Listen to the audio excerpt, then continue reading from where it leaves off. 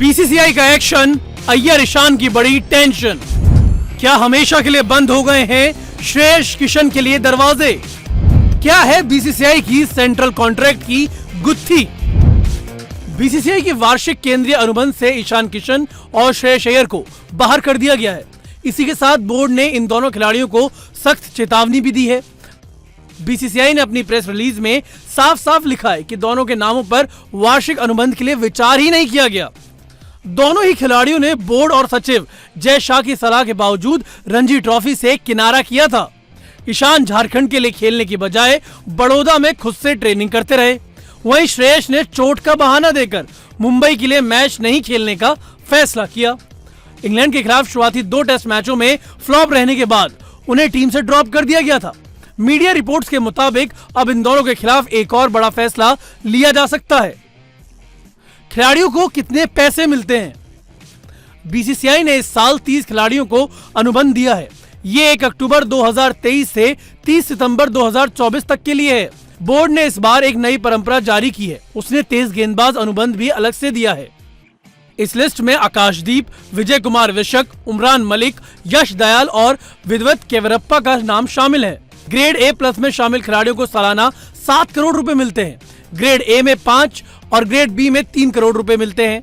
सबसे निचले C grade में शामिल किए गए खिलाड़ियों को 1-1 करोड़ रुपए दिए जाते हैं। नियम के मुताबिक जो खिलाड़ी एक सीमित अवधि के भीतर न्यूनतम 3 टेस्ट या 8 वनडे या 10 T20 खेलने के मानदंडों को पूरा करता है, उन्हें स्वचालित रूप से ग्रेड C में शामिल किया जाएगा। हर किसी के मन में यही सवाल है कि क्या श्रेयस अय्यर और ईशान किशन को अब टीम इंडिया में जगह नहीं मिलेगी? तो ऐसा नहीं है। सेंट्रल कॉन्ट्रैक्ट में शामिल नहीं होने के बाद भी खिलाड़ी भारतीय टीम का हिस्सा बन सकते हैं। सेंट्रल कॉन्ट्रैक्ट वाले बीसीसीआई खिलाड़ियों को बीसीसीआई फिक्स सैलरी देती है। इसके अलावा उन्हें मैच फीस मिलता है। अब अगर अय्यर और ईशान भारत के लिए खेलते हैं तो उन्हें सिर्फ मैच फीस ही मिलेगी। T20 विश्व कप से बाहर होने का खतरा। रणजी ट्रॉफी में दोनों का ना खेलना उन पर ही भारी पड़ गया है। ईशान और श्रेयस पर अब T20 विश्व कप से बाहर होने का खतरा मंडरा रहा है। इंडियन एक्सप्रेस की रिपोर्ट के मुताबिक जून में होने वाले आईसीसी इवेंट में इन दोनों के नाम पर विचार नहीं किया जाएगा। रिपोर्ट में यह भी बताया गया है कि अनुबंध से बाहर होने पर अब इन दोनों के भविष्य में टीम इंडिया के खेलने पर भी संशय है। रिपोर्ट्स में यह भी बताया गया है कि ईशान और श्रेयस को केंद्रीय अनुबंध में शामिल होने के लिए न्यूनतम मैच खेलने के बाद ही उन पर दोबारा से इस अनुबंध में शामिल करने पर विचार किया जाएगा। उन्हें सिर्फ मैच फीस मिलेगी। दिग्गज खिलाड़ियों को लगा झटका। राहुल, शुभमन गिल और सिराज को ग्रेड A में पदोन्नत किया गया है, जबकि सड़क दुर्घटना के कारण 1 साल से ज्यादा समय से क्रिकेट नहीं खेलने वाले ऋषभ पंत को ग्रेड B में शामिल किया गया है।